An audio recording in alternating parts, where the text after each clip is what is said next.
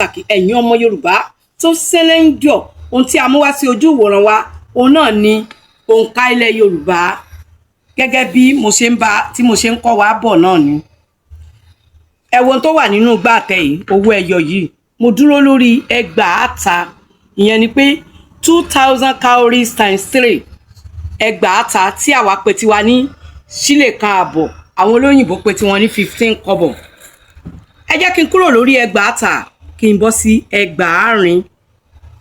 torí mo ti ń kà fún wa ní sísì tó jẹ́ ẹgbàákan ẹgbàárin ni 2000 cowries times 4 ó jẹ́ 8000 cowries gẹ́gẹ́ bó lóyìnbó ṣe pè é àwa wá pè tiwa ní sílè méjì àwọn olóyìnbó pè tiwọn ní 20 kọ́bọ̀ ẹgbàárin nìyẹn ẹ jẹ́ ká lọ sí ẹgbàárùn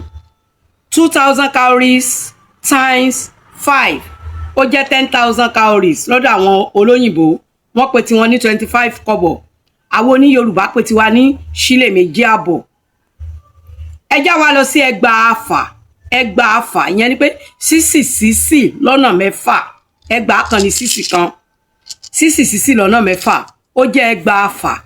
olóyìnbó sọ wípé 2000 cowries times 6 ó jẹ́ 12,000 cowries